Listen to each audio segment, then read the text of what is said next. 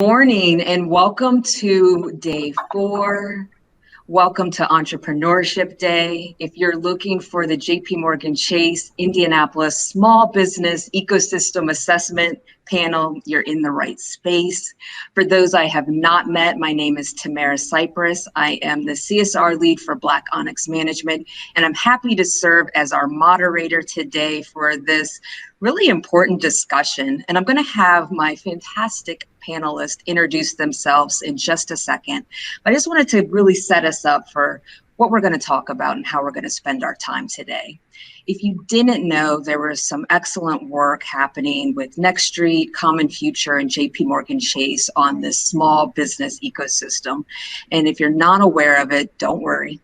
We're going to start digging into some of the findings and the strategic pillars from this assessment, but also you're going to get full access to it.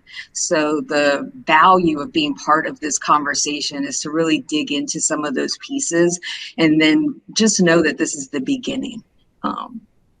At this point, I would love for our panelists to briefly introduce themselves. So I'll have you go in the order that we'll be going in our questions so that we can keep it moving for the sake of time. And in your introduction, I want you to include the answer to this question. What do you spend too much time or money doing right now? And Mamba, will you please kick us off? Good morning, everyone. I'm Mambu Sherman, VP of Global Philanthropy at JPMorgan Chase. What do I spend too much time or money on right now? Trying to keep a 5-year-old and a 3-year-old busy during Zoom. That includes many toys and downloaded apps.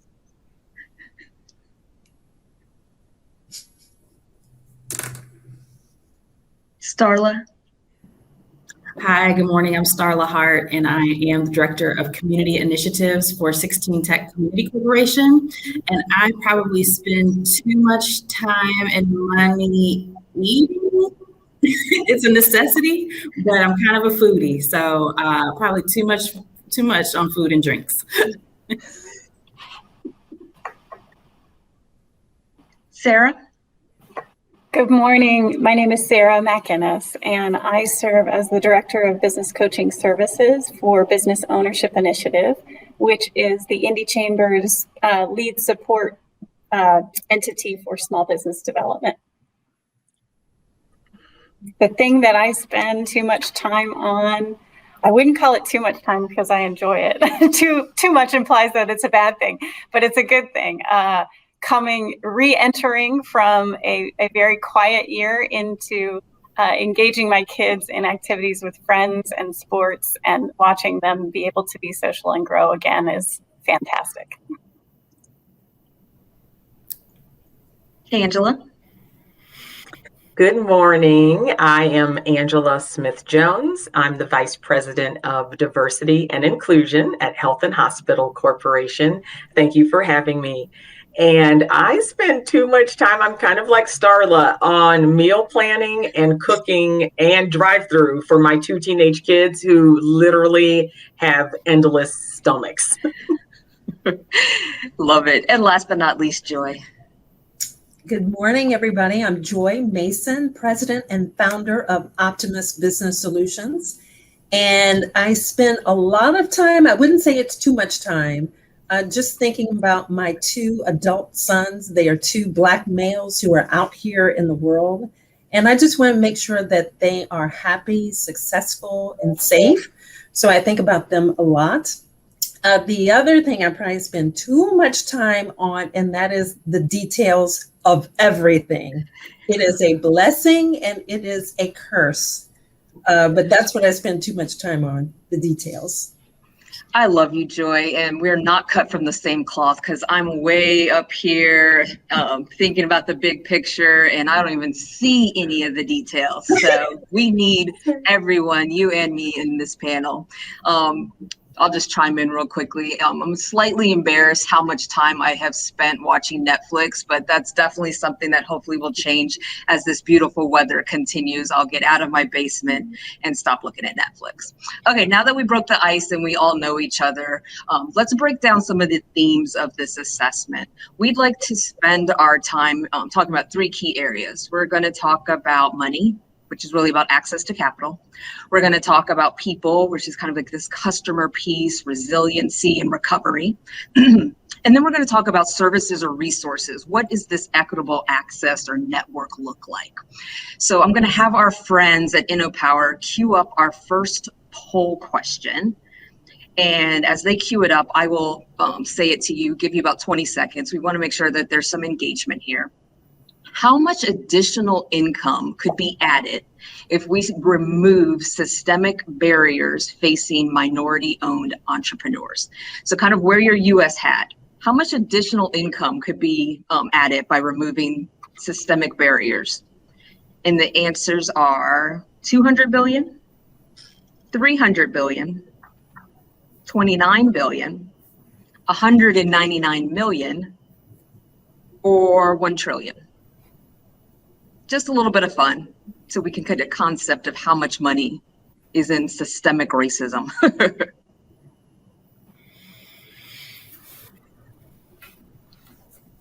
And hopefully you guys had a couple of seconds to think about that. The answer is 300 billion. So according to, I just want to ensure that I have my resources correctly. According to the Kauffman Foundation, if we had 300 billion, or if we were to start removing some of those systemic barriers, we could see up to $300 billion of additional income. That's huge. And that is a number that we cannot ignore, whether we're in a pandemic or not. So going right into this theme about money, Mambu, please set us up, kind of set the stage. What's happening out here? What is the capital landscape? And more importantly, why is this work important to Chase right now? Thank you, Tamara, and major thanks to the InnoPower team for putting on a really great conference. This week has been really rich and really thoughtful with some great conversations. There's a popular anecdote that I use to describe how we think about our small business efforts. So say a fish or two wash up on the shore. You may ask, what's wrong with the fish? What do you say when thousands of fish wash up on the shore? We'll all be inclined to ask what's going on in that ecosystem and take a closer look at the environment. I like that illustration, and I actually use it frequently because it's applicable to the small business space. It orients our thinking around this broader systemic and institutional issues that Black entrepreneurs face. Here's what we do know. We know small businesses are at the core of our national economy. We know small businesses employ half of the national workforce and make up 2/3 of the jobs. For local communities, this means they're a key source of income, to your point that you just made, job creation and wealth creation.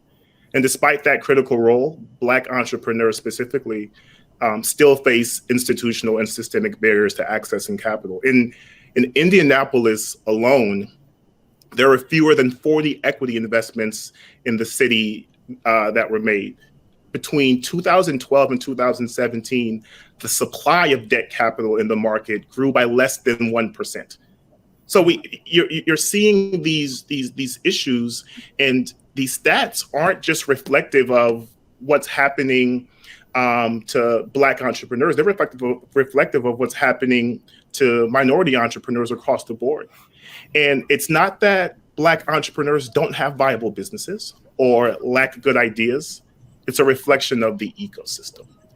And I'll use this term ecosystem, meaning this collective action of stakeholders, large and small, how those stakeholders or players work or don't work in concert with one another, and how we influence the conditions to either help or harm entrepreneurs. As a financial institution, we're not outside of the problem. We have a role to and a responsibility. And we have to get smart about what's happening in this ecosystem. I love the point that you just made.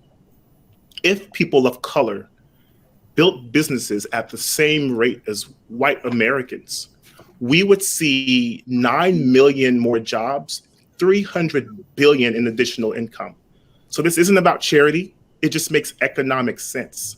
Imagine what could happen if we became more intentional about supporting minority businesses.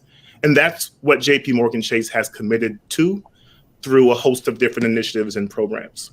In 2020, before the killing of George Floyd and the subsequent racial unrest, we began this ecosystem work.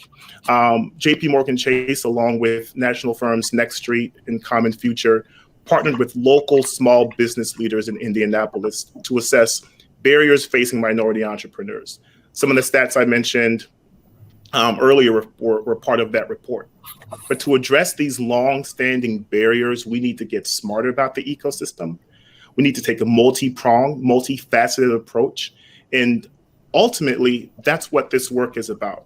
How might we explore new solutions to help Black entrepreneurs thrive? I love that. I hear your passion also. So it's not just something that is making economic sense. It's the right thing to do. And it sounds like you are extremely invested in seeing Black businesses grow. I'm going to pivot over to Starla. So let's continue this conversation about money. So how do we kind of form or sustain this evergreen fund of funds? That fund of funds is a term in your assessment. And really, how do we encourage people to really get into this session of really leading people of color to get more money? Yeah, so in our report, we came out with several recommendations under the three posts you shared earlier. So under capital, one of those solutions was creating this evergreen fund of funds. Essentially, it's a revolving, self-replenishing fund that would be an indefinite source of income or funding repository for business owners of color. And so, when you go to set those up, it's really, you have to be really strategic in terms of aligning the resources. We probably have to start that fund by going to local, private, and public funders to start the initial pool of funding. But once you have it, it's essentially loans to those businesses. But as they grow, we're taking a chance on them. And as they grow and repay their loans, then we're able to loan it back out to other businesses. So it becomes a revolving source of funding for those business owners and entrepreneurs. And so again, setting something like that up seems risky to people because they haven't done it before, but there's other cities across the country, notably DC and the Bay Area, that are setting up similar funds right now. And in particular, the one in the Bay Area was able to loan $400 million to 5,000 of their local minority-led businesses. So, we have seen examples of people being able to get this started and off the ground. And, one of the things we learned from doing our study, and you'll read in the report, is that, our local ecosystem of Black business owners just don't have that same access to funds. So we need to try and make an effort to create different types and different streams of revenue and capital access for those business owners. And so this is just one of the many ways we can get more money in the hands of our business owners. I love that. It sounds like as we're trying to build this fund or get a stream of recurring income, there's no silver bullet out there. We obviously need large institutions like JPMorgan Chase, but this ecosystem needs other sources of funding. I'm going to have Sarah come in. How critical are alternative fundings like CDFIs and community financial institutions for small businesses of color? Kind of share some of those examples of why that's critical to have multiple resources. Yeah, absolutely, Tamara. As far as the study demonstrates, and as far as what we see at the Indy Chamber and BOI, is with the everyday clients that we coach and lend to, it is absolutely critical. Legacies and present forms of institutional racism, they isolate the Indianapolis business owners in a way that prevents the access to knowledge and capital and connected networks. So at the Chamber, we're really trying to emphasize those three pillars. very much in alignment with what the Chase study revealed, to continue to develop those items for businesses of color. So just in the last year, BOI being the lead organization within the Chamber's Entrepreneur Services Division, we are a small business lender, and we are an SBA intermediary and a CDFI, a Community Development Financial Institution. So with that privilege comes responsibility. Throughout COVID, we had to rise up to that responsibility and ensure that that we were responding to the immediate needs of businesses of color. And so the first program that we developed was the Rapid Response Loan Program, which was loans up to $25,000 that could be emergency relief. Very low interest rates consistent with the SBA's relief funds. With that, then we went into Paycheck Protection Program. And with that one, it was a little bit different. We had to ensure that we were marketing to other organizations who access communities of color and businesses of color and partner with this ecosystem to ensure that that information was reaching those entrepreneurs. Many of the Paycheck Protection programs, they did well to serve businesses, but they did well to serve a certain set of businesses.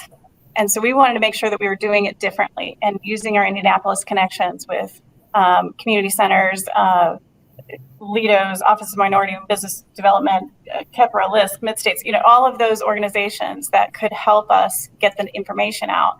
And then we had grant programs that we assisted the city with to ensure that the hardest hit industries like the hospitality industry could sustain, and that we were offering personal protective equipment for help grants for any business. And so with that, we had and we continue to focus on challenging ourselves with new creative ways to supply funding and challenging ourselves in ways that will help us access the right populations.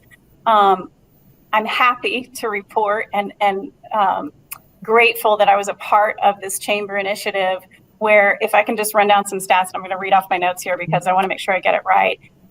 The percentage of businesses of color that we assisted far exceeded anything we've seen so far. So in the total of $24 million in funds that we distributed over 18 months, $5 million was in direct loans, $6 million was in PPP, and 13.5 was in a variety of grant relief options. Within just the PPP program, 76% of the businesses who were approved were considered XBE businesses, which are minority, women, and veteran-owned businesses. Of that 76%, 38% were Black, 10% Latino, and 52% women. That is just one example of the ways that we demonstrated our mission to impact the Indianapolis community in an inclusive economic growth strategy. Congratulations, and I want to thank you and the Indy Chamber for your leadership here. This is significant to our community, and you were working in a pandemic, so you had to work fast, which is probably why it was called rapid relief. So want to definitely thank you for that. That's significant numbers of impact. Let's really connect the dots and pivot of how money connects to this resiliency piece. And I'm going to queue up our second poll with our friends. And that second question is, what percentage of Black-owned businesses closed between February and April of 2020 because of the pandemic? So let's kind of jump right into that and wear your US hat. So this is across the US. What percentage of Black-owned businesses closed because of the pandemic? 41%, 67%, 50%, 26%, or 82%? Just noodle on that for a second. You probably have seen the stats out there.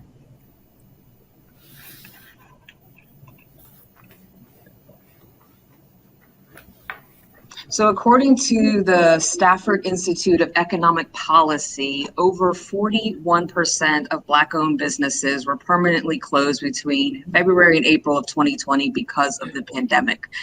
That's huge, and we can't dispute those numbers. I want to pivot over to Angela as we kind of think about the resiliency and the recovery for that piece.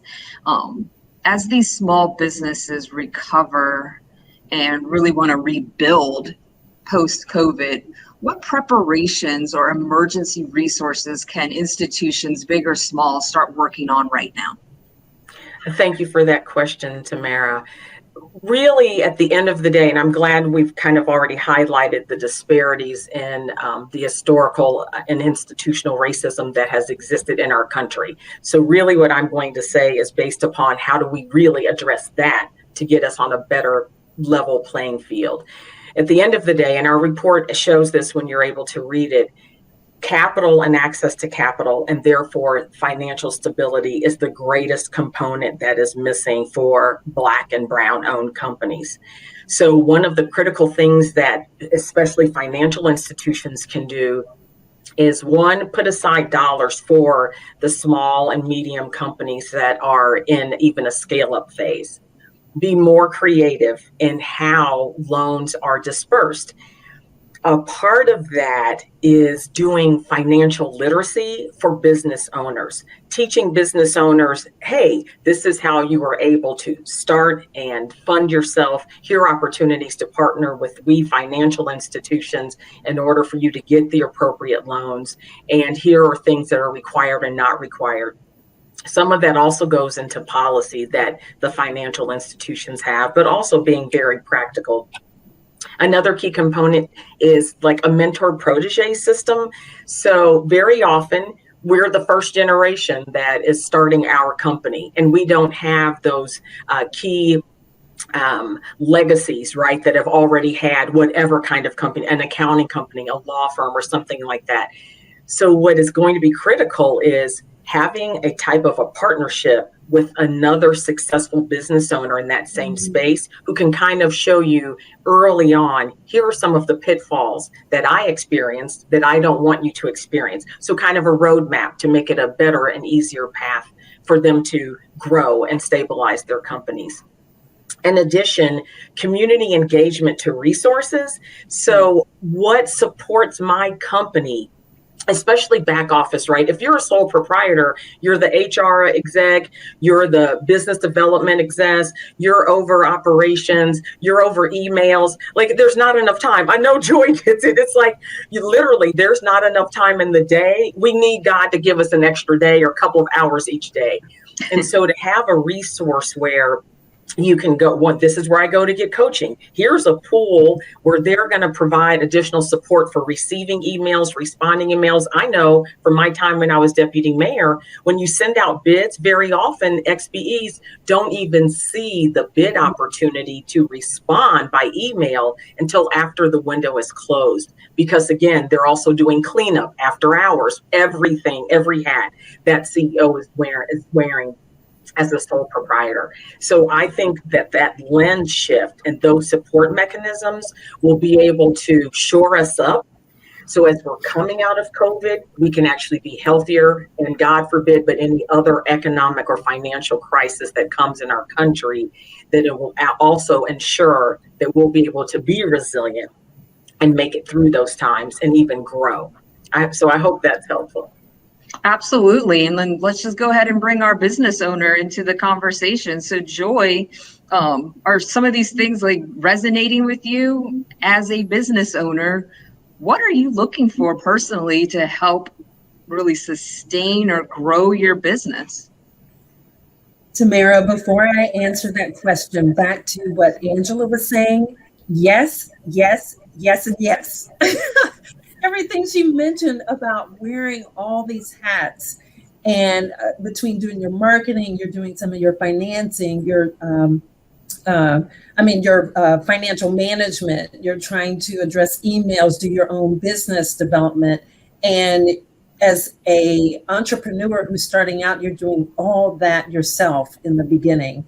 So she hit everything on the head. And one other thing before I answer your question, I want to go back to what Mambu said about this ecosystem. Earlier this year, I conducted a financial literacy program landscape analysis for the United Way. And my work is just one input into some of the work that United Way and Ascend Indiana are doing to look at some of the workforce issues and financial stability issues that we have in central Indiana. And I just want to highlight the major takeaway that I saw in the report. There were several takeaways, but one that really stood out is exactly what Mambu said, and that is the lack of an ecosystem. There's a lot of good resources out there. There are a lot of good programs, but without an ecosystem, we will not get the impact that we're looking for. We absolutely need that for long-term financial stability, especially for our Black community. So I just wanted to point that out, that what we discovered is aligned with the most recent assessment that was done. So to come back to your question, I had and still have a business development coach. And I had one when I first started about 3.5 years ago. And I have a wonderful coach in Emily Hawk, courtesy of Indy Chamber BOI. She is outstanding. The only challenge I have is that I wish I could have her every day. So I highly recommend a business development coach. But I also have brought on different contractors to support me. But I tell you what's missing, though, is really a roadmap to help guide you so you're not, oh, I need this. Oh, I need that. Oh, I think I need this. And that's how I kind of discovered what my needs were as I grew over time. So in the beginning, it was me and a business development coach. Then I realized I needed an assistant. And again, all these are contract help, not yet full time. Then I realized, okay, me managing QuickBooks is not enough. I need a bookkeeper. And then I realized, wait a minute, there are tax implications to my business structure. I think I need an accountant. Then I was like, oh, shoot, I'm not an expert in marketing. I think I need somebody to help me with marketing. Then I needed HR support. Now I'm at a point after 3.5 years where I have intellectual property that needs to be protected. So I now have legal representation to kind of help me work through the IP issues. So I have different entities that help me on different aspects of my business that I need. But what I highly recommend, and I believe we had this conversation when we were preparing for this panel, if I had had a roadmap, then it just wouldn't have been so jerky of a journey there trying to figure out what components I need for my business as it's growing. So hopefully that's something that as we're thinking about this ecosystem and what would be efficient and effective and equitable, hopefully a roadmap to help identify what we need as we're building our companies. Hopefully that'll be a part of interventions and solutions that we can bring to the ecosystem. I love that. So let's jump into these solutions and tactical strategies, and I'll bring Starla back. So when you hear these pain points and gaps and needs of Black business owners or entrepreneurs, what do you tell them? How do you guide them right now in this inter piece as we're trying to build this ecosystem or kind of build this airplane as we fly? Yeah, that's the hard part, right? Is, now we know the pain points, and we're trying to put in the interventions, but what do people do if they call right now today, and where do you send them? And so typically, I would give them a list of resources, but try to give a warm handoff. The people I know at different agencies versus folks just doing a cold call and visiting a website, the chamber, for instance. You go to the chamber website, there's a ton of things. How do you find Sarah? Right? And the myriad of things they do. And so, if at all possible, I try to pair a resource with a relationship with a person. Especially in this city, it's a lot of things happen because of who you know. And so I try to point entrepreneurs and folks that come to me to get connected to resources to other people I know that are going to be resourceful. either they've experienced the same thing they've experienced, they're entrepreneurs themselves and can say, this is how I walk through it, or they're a resourceful person at one of our institutions, like a BOI, like the Indy Black Chamber, like, Pitch Fees. These people are in our neighborhoods and in our community and work with businesses every day and know a lot about the resources. They sit at a lot of tables. And so I try to connect those business owners with those folks. But then also personally, one of the things I typically share with entrepreneurs and learned as a former business owner myself, and I give this advice, and I think it's tried and true, is to get business owners to focus on their income generating activities first. So not to throw the money back in again, but, people sometimes think about, as Joyce pointed out, you might not know what you need at first.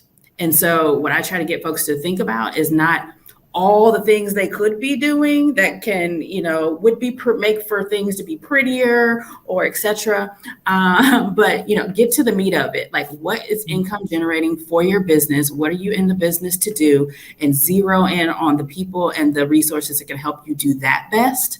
And then you can get to all the rest later, right? As in Joy illustrated that beautifully too in our example. The marketing person can come later. The accounting person comes when it needs, et cetera, et cetera. But focus on those income generating activities first. It kind of help you clear out the noise of all the things that are available and help you hone in on the things you really need to get moving first. That's fantastic. So we've heard these pain points. We see the value of money, of what it can do to help small businesses. Also, these people that can help connect dots for the gaps in their business. Let's pivot to our last theme around like these services or resources to really connect the dots and really bring this equitable network together. And I have one last poll question just so that we can understand a little bit more of the data. And the question is, what percentage of Black American businesses survive the startup stage? So kind of put that US hat back on. 8%, 2%, 4%, 11%, or 21%.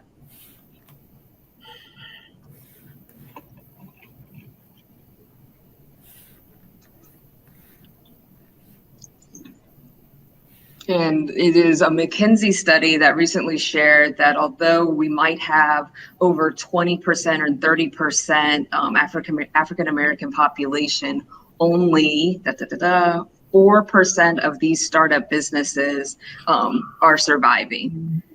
That's a huge delta for what we're trying to start or don't even get started and what's surviving. So let's talk about this network, and I'll bring Joy back. You talked about this business coach. I heard you say that in the last question. And I know you know the value of mentoring, but who's helping you put the rest of this strategy together? Why is it so critical to have like this board of directors for you? And if you don't have people in your life helping you with that, why not? I do have people in my life who are helping me think through strategy.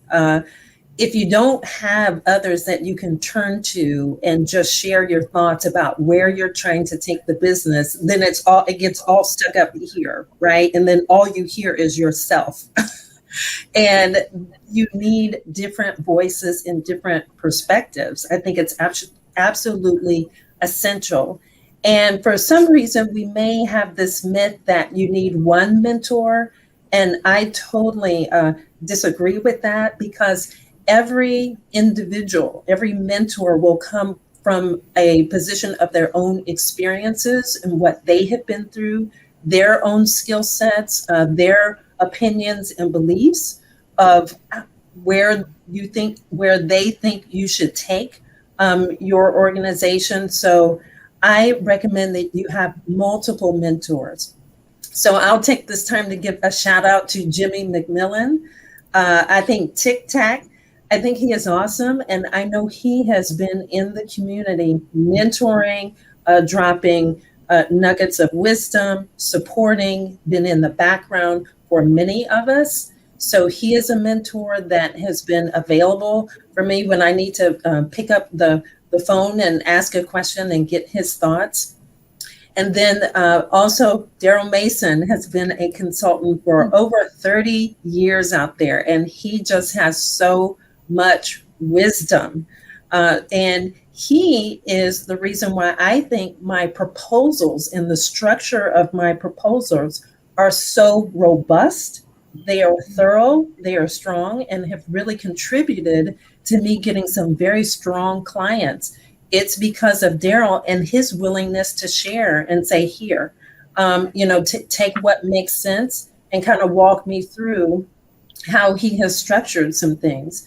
So, and with that Daryl provides me, I wouldn't ask Tic Tac for that. And then, or Jimmy, I wouldn't ask, and what I asked for Jimmy, I wouldn't ask Daryl for that. And so I have probably about a handful of mentors. And I will share with you, at first, prior to having a mentor, when someone says, you need a mentor, your sponsor, I think there's almost a tendency to force it. And then you think, okay, I've got to look for a mentor. And then when you find an individual, it almost feels like it's just really a force fit. And this is something unlike what I recommended earlier in terms of a roadmap, in terms of the different supports and components that you need as your business grows. I think a roadmap it makes sense there. But in terms of finding a mentor, by all means, that is not a roadmap. I think the right individuals come into your life at the right time. You may think in the back of your mind, okay, I need someone who I can bounce some things off of. And so you keep your antennas out, but just be cautious about forcing a relationship. So I have to say, I think Jimmy I've known him for quite some time, but in terms of being more of a mentor-like relationship, that came at the right time when I was ready. The same thing with Daryl. I've known him for a while, and I didn't even say he's going to be my mentor. We came together at the right time when I was ready. So I would highly recommend that you keep your antennas up and have an idea for what attributes you're looking for, but don't force it because someone says it's time to have a mentor now. I don't think the most effective relationships that will be of the most benefit to you will happen that way. I think it's a little bit more organic. So I got to keep it 100. Black people are privileged as well. So we're kind of like in this space of talking about what privilege looks like. If entrepreneurs don't have the privilege to have a Tic Tac or lawyers in their life to mentor them, where do they go? I mean, even the word board of directors might be a term that goes over people's heads and multiple people who are supporting them. So I'm going to bring Sarah in. How does the chamber or other organizations support or play that role as matchmaker for leaders and mentors trying to kind of form relationships and help them elevate their business? Yeah, so many thoughts on this, Tamara, and I'm so glad that you're asking about it. To this point of the ecosystems are interdependent on each other, right? So this is what we want to try and create, not just places where you can find resources. It's an interconnectivity that we want to begin to develop. Obviously, the report demonstrated that we're not quite there yet, but now we have a charge to do so. So our goal is to continue to do so. One of a few of the foundational footings that I think are good models for this, many business services organizations provide one-on-one coaching, and Indianapolis is really friendly when it comes to free resources for that. So the one-to-one free coaching services that many of us offer, like DOI, SBDC, SCORE, if you've heard those terms, and many other organizations that I realize I'm leaving out. We do provide that, but we have to scale that to capacity. And so we have to rely on each other and create that interdependence on each other. A few of the ways that we're starting to do that, or historically have done that, our Hispanic Business Council has been great about developing for many years a mentor protege program.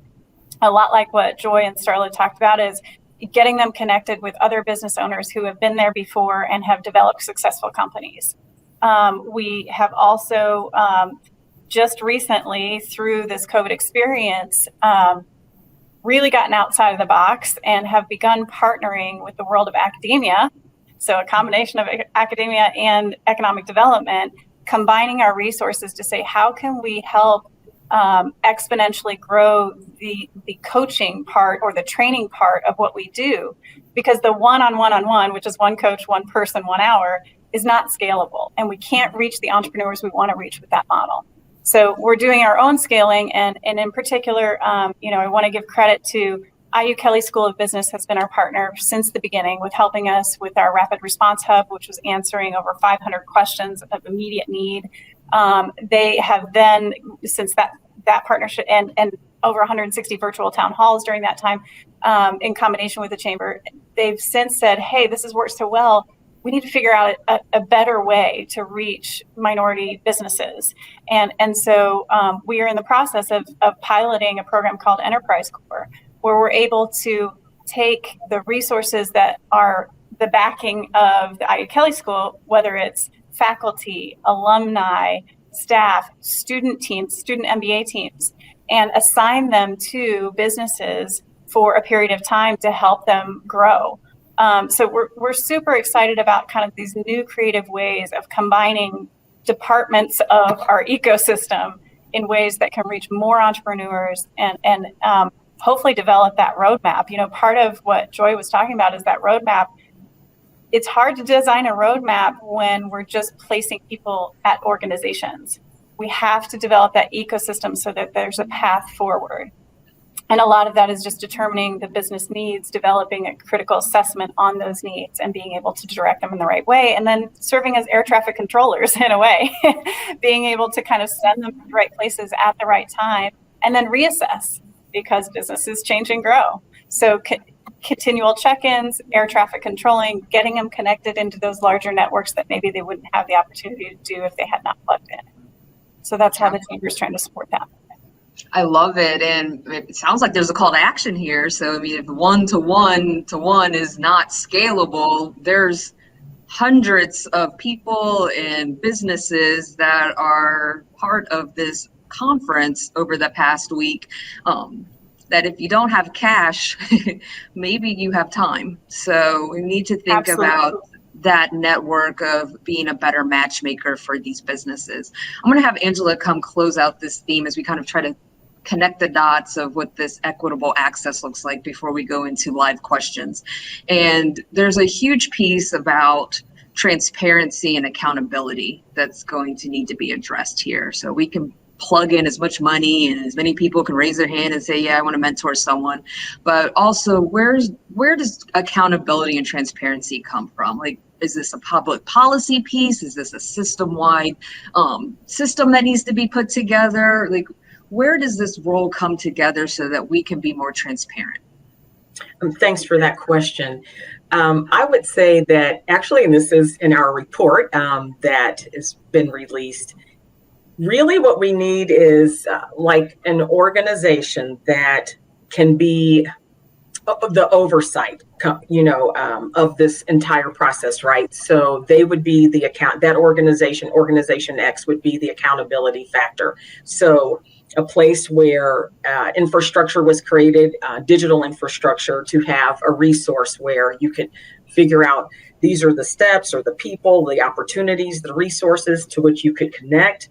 Here are the funders and the types of funding, and create also a component of physical and human infrastructure of almost like, as Sarah indicated, almost one-to-one or neighborhood, community engagement component. Because a lot of times, like, people are afraid of being judged and told no and looking at getting access to capital. So if you could have a navigator that could do like Starla said earlier, hey, Starla, how is your company coming? You might need these resources. Let me introduce you to these people and let me kind of show you and coach you and introduce you to these financial institutions to kind of bridge that gap for comfortability and therefore progress. So as our report indicated, we really need that type of organization in place with a strong leader who could actually kind of help create that accountability component, create that resource, and also help with policies. We have a lot of policies that need to be addressed, like venture capitalists. How are they receiving pitches? Do they have in their minds, like, we want to see a goal number of diverse candidates pitching, or do they just look at what they've historically reviewed, right? So being engaged in policy creation as well, and how those systems that are currently existing can be shifted. And that means state, federal, and community institutions that could actually use some policy coaching and counseling on how they can do some shifting to go forward. So I do think, honestly, read the report, because it'll give you a lot of more meat on what I'm saying about how critically important it would be to have an organization that could actually post the information, have report outs, and other organizations could say, I know I'm being held accountable, and I want to be held accountable, and I want to move the needle and see progress in this space. So I love that. So we've covered a lot of topics in our time. As we continue to think about this assessment and people will start to read it, we're talking about money, we're talking about people, we're talking about resources. And I open it up to the audience for any questions. Please type them in as we start to close. Are there pieces, and I'll bring Mamu back to kind of highlight a couple of elements with this assessment that perhaps we've missed, but really kind of close the loop here for us as people go back to their desk or kind of go through the week and process this report. What are some of the things that you want them to really pull out of this, and what are those next steps? Thank you, Tamara. A couple things. One, JPMC funded this research, but this research belongs to the stakeholders. It belongs to the Indianapolis small business ecosystem. Two, we're not doing research for the sake of research. For me, the value of this report, in a report like this, is the opportunity to ask new questions, introduce new processes. The report wasn't created in a vacuum. It was informed by a group of local small business stakeholders. Starla and Angela co-chaired that process. And at its core, beyond these findings, there's a really unique opportunity for us to reimagine what collaboration looks like. How do we build strategic capacity for local business support organizations? Folks like Kepler Institute and the Urban League, who have been doing this work for so long. There's work that we've been doing at JPMorgan Chase. We've made a $1.5 million investment into a small business focused CDFI collaborative in Indianapolis, focused on increasing the availability of flexible capital in the ecosystem. We've supported initiatives like the Chamber's Rapid Response Loan Fund, looking at how we can build the connective tissue in the ecosystem. The common theme here isn't about what JPMorgan Chase is doing. While that's there, it's about collaboration, looking at what we can do and what we can accomplish when we work together. And so this requires, like I said earlier, a multi-pronged, multifaceted approach. I encourage everyone to check out the assessment. We'll get a link out to you to download the report. This isn't a study that's going to get shelved. We're funding the next phase of this work, executing on some of the priorities and recommendations in the study. For us, as we think about what the small business ecosystem could be for Black entrepreneurs, I think there's things that we have to push on and challenge ourselves on. At the individual level, these structural barriers don't exist in the vacuum. We have people and individuals making decisions. One, I'll always ask, where are our biases showing up? What do we really think about Black businesses and Black entrepreneurs? And how does that impact how capital flows to them and the decisions that we make when it comes to supporting them? At a more macro level, there's a unique opportunity, as I mentioned, for us to work hand in hand to drive change in the ecosystem. We're really excited about this next phase. We're going to bring those same stakeholders who helped us pull this research together and start building out the next iteration of this work in Indianapolis. And hopefully we're going to scale this work to the entire state. Really excited about what's next and how we're going to leverage this work. So I'm hearing loud and clear that we need to read the assessment. I also like crystal clear action steps. So part of our final words, I'm going to challenge all 5 of you one more time, and anyone can speak up, but I kind of see 3 audiences here. We have large corporations, we have business owners, and then we have community stakeholders that are just really passionate about growing Black businesses and just invested in their community. When you think about those 3 audiences that are probably listening right now, what do you want them to do besides read the assessment that they can kind of think about right now of what role they can play? And maybe it's just an inquisitive question for them, but I want us to kind of move from, we talk about lots of things. What's the responsibility or role for those 3 audiences? And if you can think of some quick things, I would love to close out with those call to actions. Do you want us to just talk out, Tamara? Okay. I would like to really send a message to the large corporations to create a type of mentor protege. I'll pop in here. Excuse me? Go ahead. Angela was talking, but that's okay. Go ahead, Angela. How about you continue your thought and then maybe we'll go. Okay. I was just going to say, for the large corporations, I would encourage them to start some type of a mentor protege system, whatever space that they specialize, identifying small XBEs that they can come alongside and support and show them the gaps and how they can be more successful, stabilize, and grow. And in addition to that, I think would be also critically important for these large corporations to look at opportunities where they can expand the utilization of XBE vendors in their own space where they know there are key and critical components outside of construction. Please look at law, look at insurance and bonding, look at consulting, look at IT, and how can you expand an opportunity to partner with an XBE vendor in your own current corporate structure. Excellent tips for big businesses. Memba, did you want to piggyback on that? And I'm so sorry, Angela. There was a lag on my end, so I didn't hear you speaking. I apologize. So for me, I think about this work as where is their value add, or what's the value proposition for each stakeholder in the market? We have business support organizations in local communities. We have investors. We have philanthropies. We have corporate partners. Really thinking about how you can add value to this ecosystem. I invite folks to collaborate with us. We're excited about collaborating with folks in the market. This really does require us walking hand in hand together and thinking about how we show up well together for entrepreneurs of color. I would welcome anyone who wants to be a part of this next phase. For you local funders, there's funding opportunities to fund some of the recommendations. For local investors, there's direct opportunities to connect with small business owners. And for business support organizations, for those already at the table, we're excited to have you all back. And for those who weren't a part of this first process, we definitely want to invite you all to this next phase as we think about driving this work forward. And I'll have Joy close us out before our final thoughts before we close out. And I'll make this really short. I want to emphasize something Starla said about your revenue generating content.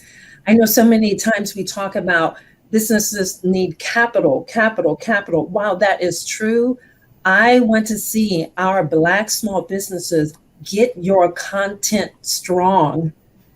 Make sure that you are contributing something that is meaningful, it is needed, and it is value added. Your revenue generating content. I see too many folks who are anxious to get that capital. They want to leap and they don't have their foundation and basics together and tight.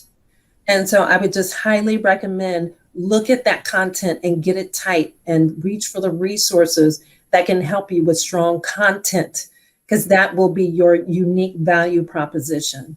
And in addition, when you're ready to reach out for capital, we also need to think about what does it take to be ready to receive the capital. Again, since I'm big on foundation, I worry about, we want to leap out there and, we need the money, and I'm sure we do, but then you also need to be ready to receive it so you can be one of the businesses that is sustainable over time.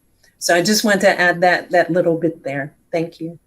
That's a great way for us to close. I want to thank our panelists, Angela, Starla, Joy, Sarah, and Mambu.